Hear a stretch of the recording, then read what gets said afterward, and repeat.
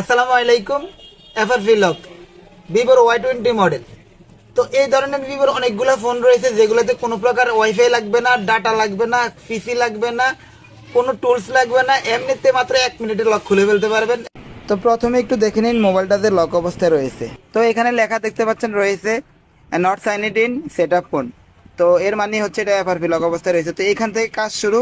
তো মনোযোগ সহকারে ভিডিওটা দেখবেন, শেয়ার দিয়ে ওয়ালে রাখেন, বারবার দেখেন, মুখস্থ হয়ে যাবে। অসংখ্য ফোন এভাবে খুলতে পারবেন। এখানে ওয়াইফাই কানেক্ট করবেন না, স্কিপ দিয়ে যাবেন। এখানে মোড়ে ক্লিক করুন, এরপর আবার মোর, তারপরে অ্যাকসেপ্ট, তারপরে নেক্সট। এখানেও স্কিপ, এখানে নেক্সট। তবে এখানে আর স্কিপ করা যাবে না, ইম্পোর্ট ডাটাতে ইম্পোর্ট অপশনে ক্লিক করতে হবে। ইম্পোর্টে যান, এরপর ইজি শেয়ার এনে মার্ক করেন, এরপর এগ্রিতে যান। তো এই মোবাইলটা এবার এই অবস্থায় রাখেন। এখানে মেন কাজটা, অন্য একটা মোবাইল হাতে নেন।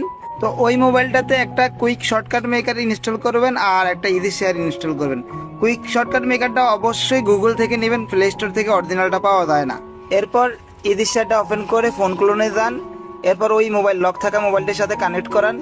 তো কানেক্ট করা হয়ে গেলে সঙ্গে সঙ্গে দেখতে পাবেন এখানে অ্যাপস, কন্ট্যাক্ট, কল লোগো সব মার্ক করা আছে। আপনি সব আনমার্ক করবেন, শুধুমাত্র কুইক শর্টকাট মেকারটা মার্ক করে সেন্ড করে দিবেন, আপনার এই মোবাইলের কাজ শেষ।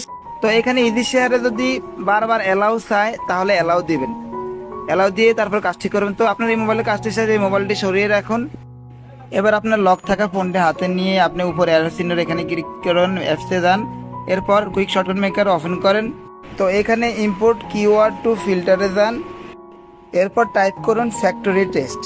এরপর ফ্যাক্টরি টেস্টে যান। ফ্যাক্টরি টেস্টে যাওয়ার পরে 3 নাম্বারে দেখতে পাচ্ছেন ইঞ্জিনিয়ারিং টেস্ট, এখানে যান, ট্রাইয়ে ক্লিক করুন। তো এরপর উপরে একেবারে ডান পাশে ইঞ্জিনিয়ারিং টেস্টিং 3-তে যাবেন, ব্যাক টু হোমে যাবেন, এরপর ইনিশিয়ালাইজ টু ইংলিশে ক্লিক করবেন। আপনার কাজ শেষ, এবার বাইপাস হয়ে গেছে। তো এই ভিডিওটি ভালো লাগলে অবশ্যই শেয়ার করে দেবেন, শেয়ার করে অবশ্যই ওয়ালে রাখবেন।